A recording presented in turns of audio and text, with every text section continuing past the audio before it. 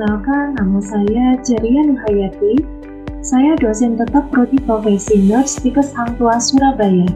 Pada kesempatan hari ini, saya akan menjelaskan salah satu mata kuliah yang saya ampu, yaitu Praktik Klinik Keperawatan Medikal Bedah dengan metode DIA, Delivery Interaction and Assessment. Mata kuliah ini mempunyai bobot 6 SKS, praktikum yang diberikan pada mahasiswa profesi nurse tahap 1. Kemampuan akhir yang diharapkan setelah melakukan pembelajaran keperawatan medikal bedah ini adalah mahasiswa mampu memahami tentang konsep asuhan keperawatan yang terkait dengan bidang kesehatan, peran perawat dalam upaya memberikan asuhan keperawatan pasien dengan gangguan pada sistem, dan pemenuhan kebutuhan dasar manusia, serta teknik atau keterampilan dalam upaya pemenuhan kebutuhan dasar pada pasien yang diakibatkan oleh berbagai masalah kesehatan. Sehingga mata ajar ini mempelajari materi tentang yang pertama, konsep asuhan keperawatan dengan menerapkan aspek legal etik pada gangguan sistem pernafasan. Yang kedua, konsep asuhan keperawatan dengan menerapkan aspek legal etik pada gangguan sistem kardiovaskuler. Yang ketiga, konsep asuhan keperawatan dengan menerapkan aspek legal etik pada gangguan sistem persyarafan. Yang keempat, konsep asuhan keperawatan dengan menerapkan aspek legal etik pada gangguan sistem perkemihan. Yang kelima, konsep asuhan keperawatan dengan menerapkan aspek legal etik pada gangguan sistem pencernaan. Yang keenam, konsep asuhan keperawatan dengan menerapkan aspek legal etik pada gangguan sistem muskuloskeletal. Yang ketujuh, konsep asuhan keperawatan dengan menerapkan aspek legal etik pada gangguan sistem endokrin. Dan yang kedelapan, konsep asuhan keperawatan dengan menerapkan aspek legal etik pada gangguan sistem persepsi sensori atau integumen.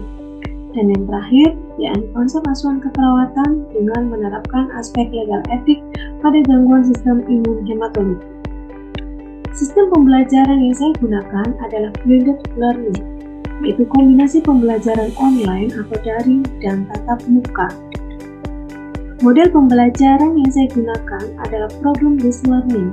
Ini digunakan untuk meningkatkan kemampuan dalam menerapkan konsep dalam permasalahan nyata dan juga untuk memantapkan skill mahasiswa. Metode pembelajaran yang pertama ada ceramah dan diskusi kelompok. Saya gunakan untuk menjelaskan materi dengan menggunakan PowerPoint dan menganalisis studi kasus. Dan yang kedua, praktikum, yakni mahasiswa diminta untuk mempraktikkan tindakan yang didapatkan saat preklinik. Metode ini juga melatih keterampilan mahasiswa terkait KASOP atau standar operasional prosedur, misalnya pemasangan NGT dan lain-lain. Adapun penilaian dalam proses belajar terdiri dari evaluasi terhadap pencapaian kompetensi mahasiswa.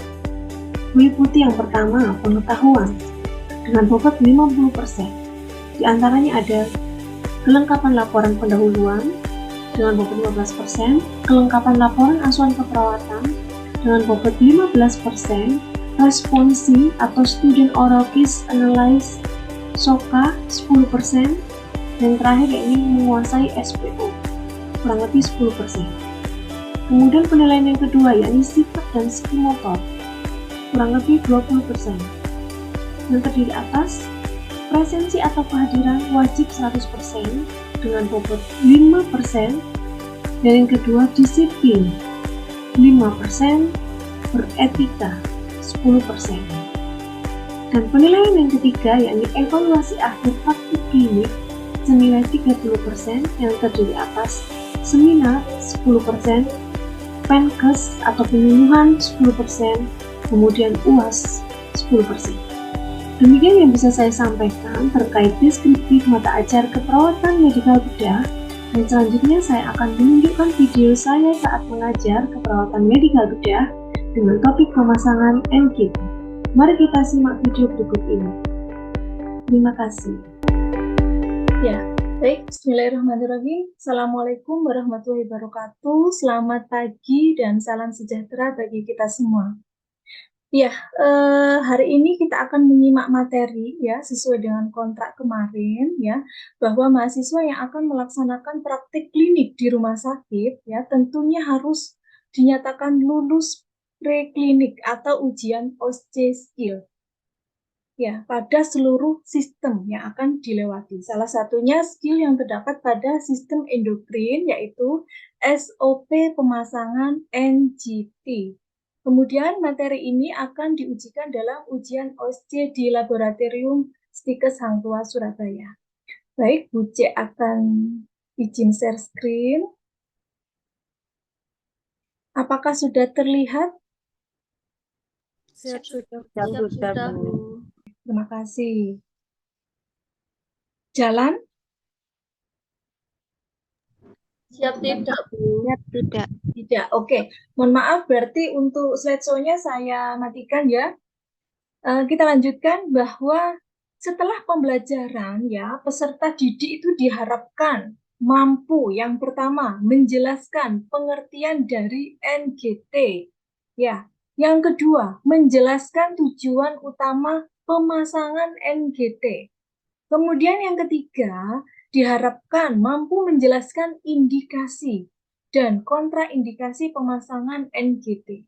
Kemudian yang keempat, menjelaskan macam-macam ukuran selang dari NGT-nya itu sendiri.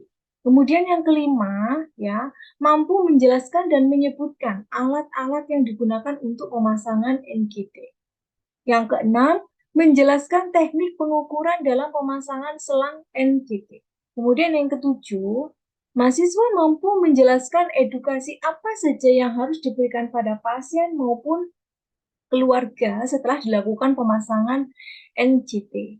Ya, kemudian yang delapan, ya karena adik-adik semuanya adalah mahasiswa profesi nurse yang tentunya dalam 1 tahun ini nanti akan melaksanakan praktek klinik di tatanan nyata atau di lahan atau di rumah sakit sehingga mahasiswa wajib bisa melaksanakan prasat pemasangan NGT. Lanjut ya. Nah, apa sih definisi dari NGT atau pengertian dari NGT? NGT sendiri adalah singkatan dari nasogastric tube. Ya, nasogastric tube terdiri dari 2 kata yaitu bahasa Latin dan bahasa Yunani. Naso adalah suatu kata yang berhubungan dengan hidung, sedangkan gaster artinya lambung. Ya. Nah, selang NGT sendiri adalah alat yang digunakan untuk memasukkan nutrisi cair dengan selang plastik yang dipasang melalui hidung sampai dengan lambung. Seperti itu. Nah, kita masuk pada tujuan pemasangan NGT. Nah, ini istilah medisnya. Tetapi ketika kita di ruangan, biasanya kita menyebutnya adalah selang sonde. Ya, jadi jangan awam dengan istilah sonde. Nanti apa ya sonde itu? Seperti itu ya. Apa saja sih tujuan dari pemasangan sonde? Yang pertama, mengeluarkan isi perut ya. Baik berupa cairan, udara, darah, racun, seperti itu. Kemudian yang kedua, memberikan nutrisi pada pasien yang tidak sadar atau kesulitan menelan dalam pemenuhan kebutuhan nutrisi. Yang ketiga, mencegah ya terjadinya atrofi esofagus, khususnya pada pasien yang tidak sadar atau koma. Kemudian yang terakhir, mengeluarkan darah ya atau untuk tindakan gastric pooling atau istilah awamnya yaitu kumbah lambung atau bilas lambung. Contohnya pada kasus pasien keracunan seperti itu. Nah, apa saja indikasi pemasangan NGT? Maksudnya apa? Tindakan pemasangan selang sonde ini dilakukan pada pasien dengan syarat apa saja? Yang pertama, pasien yang tidak sadar ya atau koma. Kemudian yang kedua, pasien dengan kondisi gangguan menelan. Ya, kemudian yang ketiga, pasien dengan keracunan atau perdarahan lambung. Kemudian yang keempat, sebagai persiapan pasien sebelum dan sesudah dilakukan post-op esofagus. Kemudian yang kelima ya, pasien dengan stenosis vagus. Dan yang terakhir yaitu pada bayi yang tidak dapat menelan atau menghisap. Nah, apa saja ya kontraindikasi pemasangan NGT? Ya, pasien yang memiliki tumor di rongga hidung atau esofagus. Kemudian yang kedua, pasien yang mengalami cedera cerebrospinal. Yang ketiga, pasien dengan trauma servikal. Dan yang keempat, pasien dengan fraktur fasialis. Jadi, keempat ini adalah kontraindikasi dilakukan pemasangan sonde. Jadi, kita tidak boleh memasang pada keempat pasien dengan kondisi seperti itu. Lanjut. Nah, ukuran selang NGT ya terbagi menjadi untuk ukuran bayi, anak-anak, dan juga dewasa. Pada bayi, ukurannya sekitar 5-7. Pada anak-anak, ukurannya 8-16. Sedangkan pada pasien dewasa, yaitu ukurannya sekitar nomor 14-20. Nah, ini ya, macam-macam selang NGT. Jadi ada selang NGT yang terbuat dari plastik dan juga ada selang NGT yang terbuat dari silikon. Nah, kita masuk pada tahap persiapan pemasangan NGT. Ya, SOP pemasangan NGT yaitu meliputi persiapan alat, kemudian langkah-langkah kerja atau teknisnya, dan terakhir adalah dokumentasi. Merupakan satu rangkaian. Ya. Nah, alat-alatnya apa saja? Ini ya, persiapan alatnya. Yang pertama, selang NGT, ukuran dewasa, anak-anak ataupun bayi kita sesuaikan dengan pasiennya. Ya, melihat kondisi pasiennya. Kemudian yang kedua, ya, handscoon-nya harus dalam keadaan bersih. Ya, handscoon-nya bersih. Kemudian yang ketiga, handuk kecil, perlak, ya, bengkok, atau mungkin adik-adik mengenalnya dengan istilah piala ginjal. Nah, seperti itu. Kemudian jelly, ya, atau pelumasnya, Vaseline gel, ya. Kemudian squid, ya, squid 50 cc, stetoskop, ya, tong spate, plester, pen light, gunting, klem, dan juga baskom. Nah, persiapan alat dan bahan.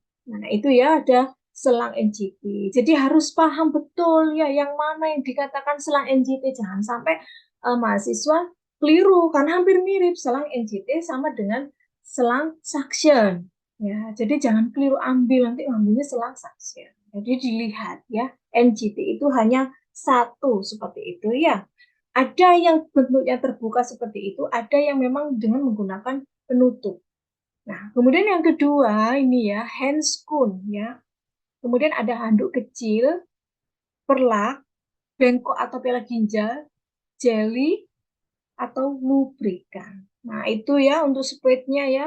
Kemudian ada stetoskop, ya. Jadi harus tahu dulu alat-alatnya. Saya yakin Anda kan mahasiswa tahap akhir ya, yang sebentar lagi menyandang gelar nurse. Jadi insya Allah tahu ya untuk alat-alat dan bahannya. Kemudian tong spate, plester, pen light, gunting, klem, dan juga baskom. Nah, langkah-langkah dalam pemasangan NGT. Yang pertama, jelas ya, kita lakukan cuci tangan 6 langkah. Kemudian, siapkan peralatan yang dibutuhkan.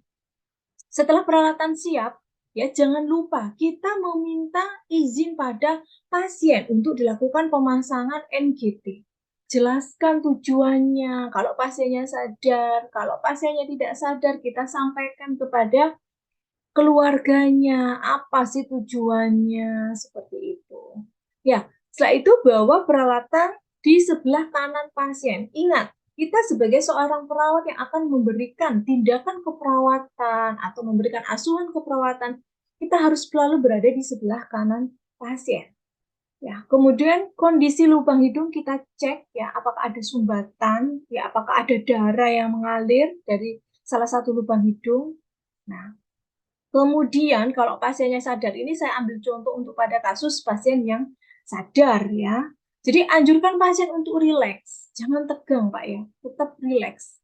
Bernafasnya secara normal, jangan sampai ketika kita memasukkan tiba-tiba pasiennya berhenti nafas. Nah, tidak boleh ya. Pak, tetap rileks ya, nafasnya normal saja, seperti itu. Memang agak kurang nyaman ketika selang dimasukkan. Kemudian pakai handscoon ya, posisikan kepala pasien ya, posisi hiperekstensi.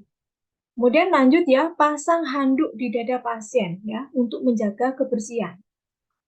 Apabila pasien tiba-tiba mengalami muntah. Biasanya kan kalau pasien sadar, orang sadar ya, kita masukin benda asing di lubang itu kan kayak mual, mungkuk gitu ya, akhirnya muntah. Kemudian letakkan ya bengkok atau pila ginjal di dekat pasien.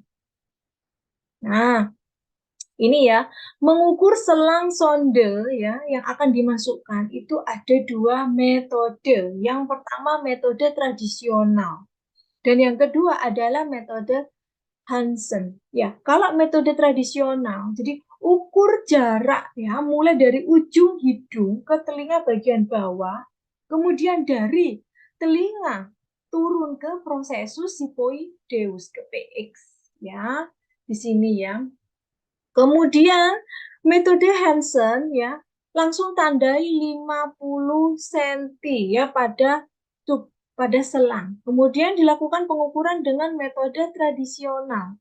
Selang tadi ya dimasukkan sampai dengan pertengahan antara 50 cm dari tanda tradisional itu tadi, penandaan tadi. Nah, setelah selesai, tandai selang dengan plester atau hipafik ya untuk batas selang yang akan dimasukkan. Ya, memang ini secara teori dulu Anda bisa mendengarkan, menyimak, tetapi nanti untuk langkah-langkahnya sudah Ibu siapkan untuk link YouTube-nya. Ya. Kemudian olesi jeli pada selang NGT ya sepanjang 10-20 cm. Kemudian instruksikan pada pasien bahwa selang akan dimasukkan dan anjurkan pasien untuk mengatur posisi ekstensi. Masukkan selang pelan-pelan. Jika sudah sampai epiglotis, suruh pasien untuk menelan. Ya, ayo Pak, ditelan seperti itu. Dan pastikan bahwa selang benar-benar masuk dengan pen-leg. Jika masih di mulut, ya kan, maksudnya tidak masuk ke dalam lambung, ngumpul di mulut, jadi tarik kembali selang. Tunggu pasiennya rileks, kemudian pasang kembali. Jika sudah masuk, ya kan, masukkan udara, kita tes dengan udara, ya sekitar 5-10 cc dengan squeeze. Kemudian kita dengarkan menggunakan stetoskop. Bila ada suara udara, berarti sudah benar masuk lambung. Ya. Kemudian aspirasi kembali udara yang dimasukkan tadi. Ya, fiksasi dengan plester pada hidung, jangan lupa diklem ujung selangnya supaya udara tidak masuk sehingga pasien tidak mengalami kembung. Evaluasi pasien setelah terpasang sonde, apakah pasien merasa tidak nyaman atau muntah terus-menerus atau pada selang mungkin langsung keluar cairannya. Seperti itu ya. Setelah selesai, rapikan peralatan dan permisi pada pasien dan keluarga. Sampaikan bahwa tindakannya sudah selesai. Nanti, Bu, ya jangan dibuka untuk ujung klemnya, biar pasiennya tidak mengalami kembung. Seperti itu, sampaikan. Kemudian, apabila memberikan nutrisi, contohnya susu, seperti itu lewat selang sonde, kita harus melakukan aspirasi terlebih dahulu dan dicatat jumlahnya berapa, warnanya seperti itu. Kemudian diingat-ingat memasukkannya itu berapa. Ya, cuci tangan dan dokumentasi. Ingat, tidak boleh didorong dengan menggunakan spade. Jadi spade-nya tadi itu harus dibuka, ya kan? Biarkan dia turun sesuai dengan gravitasi, seperti itu. Nah, apa saja ya komplikasinya pada pemasangan selang sonde? Sondenya tersumbat, kemudian dislokasi, nggak sesuai. Oh, ternyata masuknya di paru. Nah, itu sangat berbahaya sekali pada pasien. Ya, mengganggu sistem pernafasannya. Kemudian komplikasi pulmonal, ya pemberian sonde feeding yang terlalu cepat, ya akibatnya apa? Aspirasi. Kemudian kecepatan aliran nutrisinya yang terlalu tinggi, terus letak sondenya tidak sempurna. Kemudian apalagi? Oh, seperti jeratan simpul ya. Kemudian kalau sonde meluncur ke duodenum dan jejunum bisa mengakibatkan GE atau diare ya. Kemudian perut terasa penuh, begah seperti itu. Perencanaan komplikasi yang terjadi di usus, pemberian nutrisi harus dilakukan secara bertahap. Nah, ya, setiap rangkaian asuhan keperawatan yang terakhir yaitu adalah dokumentasi.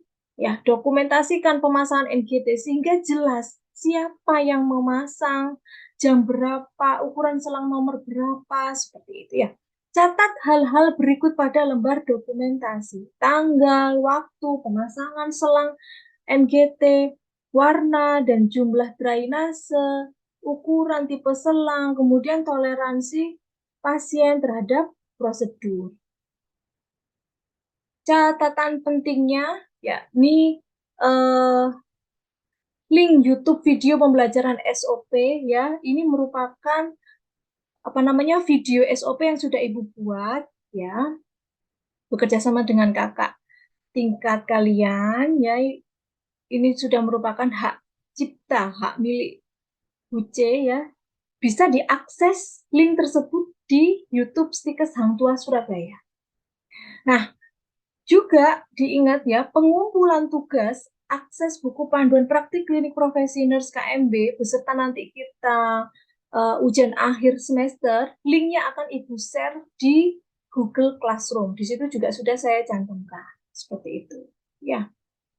Nah, moto hari ini ya, jadi kalian harus bangga menjadi perawat. Dan jadi perawat tidak boleh judes. Ya, tersenyumlah karena sebagian senyummu itu adalah obat untuk kesembuhan pasienmu. Demikian yang bisa Ibu sampaikan untuk materi hari ini. Kurang lebihnya, mohon maaf, terima kasih atas perhatiannya. Wassalamualaikum warahmatullahi wabarakatuh.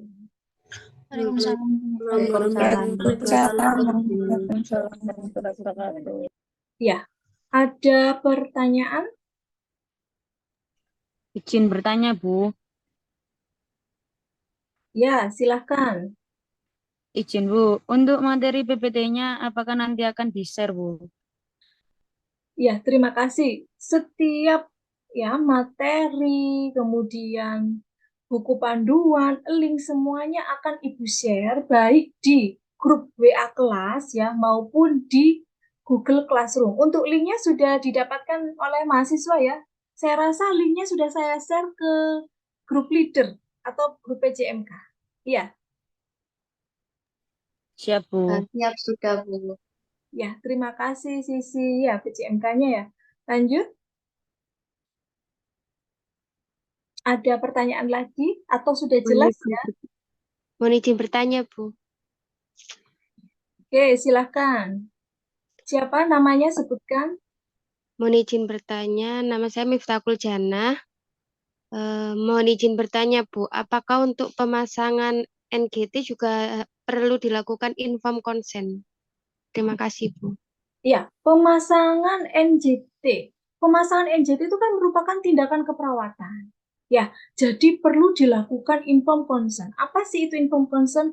Lembar persetujuan. Ya, inform consent akan selalu diberikan kepada pasien ya agar mereka itu mengetahui informasi mengenai jenis pengobatan yang dilakukan, ya, manfaatnya apa, hingga resiko yang mungkin terjadi. Dengan begitu pasien akan lebih mengerti ya mengenai tindakan yang akan dilakukan. Bisa dipahami? Siap, bisa, Bu. Terima kasih. Oke. Selanjutnya, ada pertanyaan lagi? Izin bertanya, Bu. Siapa? Izin, Bu. Diana Trimaulidia. Oke, Mbak Diana. Silakan, Mbak Diana. Izin bertanya, Bu. Misalkan kami sedang berdinas di IGD dan menemui pasien dengan keracunan, apa yang harus kami lakukan, Bu? Ya, seandainya nanti ya, karena ini kan persiapan kita di tahap 1 yaitu praktek klinik keperawatan medikal bedah ya. Jadi wah berarti ini sudah maju ke depan ini ya. Mau praktek di IGD bagaimana Bu? Mungkin cita-citanya mau jadi perawat IGD gitu ya Mbak Diana ya. Terima kasih. Jadi nanti ketika kita berdinas ya atau sebagai perawat di IGD menemui kasus keracunan, otomatis langsung ya kita melakukan pemasangan NGT atau selang sonde. Di situ kita melakukan kumbah lambung atau gastric pooling ya atau bilas lambung untuk mengeluarkan racunnya. Nah, sampai kapan Bu kita melakukan bilas lambungnya dengan menggunakan cairan NS normal salin? Sampai cairan tersebut bening, tidak berwarna dan juga tidak berbau seperti itu ya. Jangan lupa dicatat, sudah habis berapa NS untuk dilakukan bilas lambung. Seperti itu. Bisa dipahami, Diana? Ya, bisa, Bu. Oke, terima kasih, Mbak Diana. Selanjutnya? Izin bertanya, Bu. Ya, Sisi. Ini PJMK ya. Yang paling rajin ini ya, dan yang paling sering saya repoti. Silahkan. Siap. Terima kasih, Bu. Sebelumnya izin bertanya, untuk prinsip saat pemasangan NGT itu prinsip steril atau bersih ya, Bu ya, untuk digunakan? Ya, terima kasih Sisi atas pertanyaannya. Prinsip ketika kita melakukan pemasangan NGT yaitu adalah bersih, seperti halnya kita makan. Ya, karena selang tersebut masuk ke dalam sistem pencernaan. Karena bukan merupakan tindakan yang invasif seperti tusuk jarum, seperti itu baru steril. Seperti itu. Bisa dipahami Mbak Sisi? Siap, bisa. Terima kasih, Bu. Oke, karena waktunya sudah cukup ya, mungkin bisa Ibu akhiri sampai di sini ya. Tidak ada pertanyaan lagi ya, cukup ya. Siap, cukup, Bu. Oke, terima kasih atas perhatiannya. Semoga ilmunya bermanfaat. Jangan lupa kalian bergabung di Google Classroom. Demikian materi yang bisa saya sampaikan. Terima kasih. Wassalamualaikum warahmatullahi wabarakatuh. Waalaikumsalam warahmatullahi wabarakatuh. Terima kasih, Bu. Terima kasih, Bu. Ya, terima kasih. Sama-sama.